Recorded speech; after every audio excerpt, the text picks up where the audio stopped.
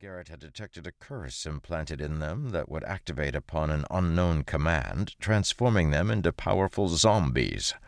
From what he understood, the Gravewalkers had a few hundred members, meaning that once the wave of undead started, they would have to deal with hundreds of superpowered zombies on top of those hidden down in the crypts.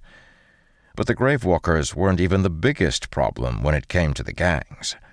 Many other gangs were starting to take notice of the family's explosive expansion, and none of them liked it. Ever since Delver's Butchers had joined the family, other small gangs had begun to entertain the idea of coming under the Klein family banner, causing the family to face more scrutiny than Garrett liked. But Garrett's problems weren't simply confined to the city's underworld. Thanks to his connection, the legitimate business the family engaged in was coming under scrutiny as well, and a powerful merchant had set his eyes on stealing all their business.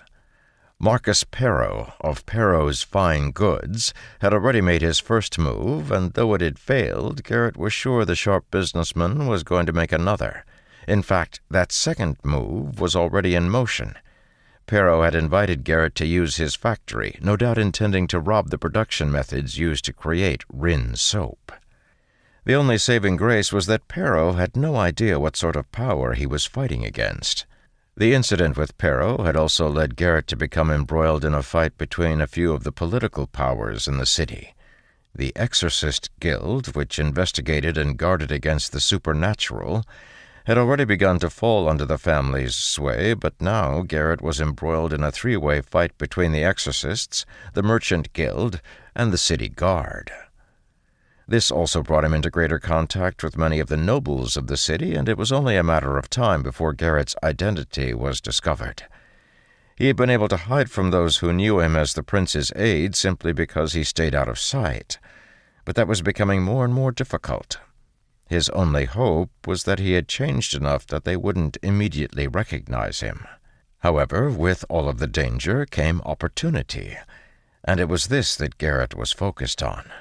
Thanks to the tireless work of the flower ghouls that crept through the catacombs under the city, the tunnels to the outside had been dug and already goods were being moved.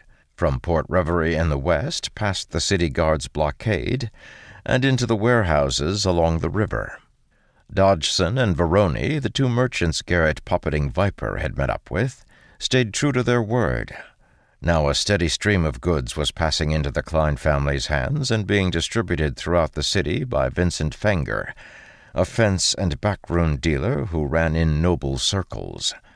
The fight with Marcus Perro was only just beginning, but Perro's Fine Goods was a mercantile company of significant influence and sway, and Garrett had big plans for them.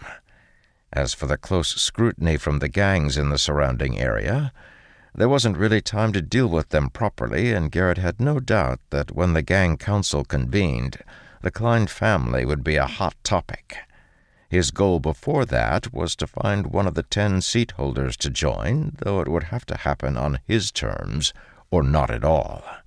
And finally, while the March of Lesrak that would soon sweep this part of the city was the most immediate danger, it also provided the greatest opportunity for the Klein family to expand if they played their cards right.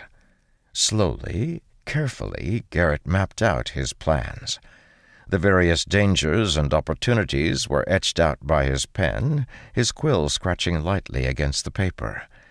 There was something about writing out these things that helped him process, and by the time Rin knocked on his door to let him know everyone was waiting for him in the great room, Garrett felt as if his mind was clear.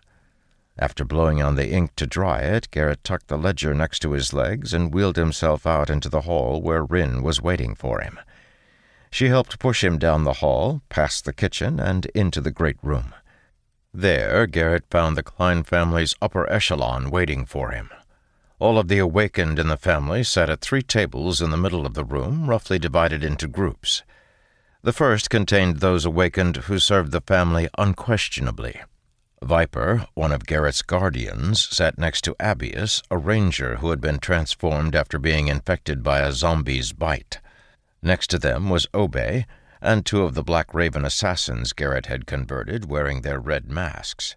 Vale would have been sitting at this table as well, but he was overseeing the transfer of goods under the city.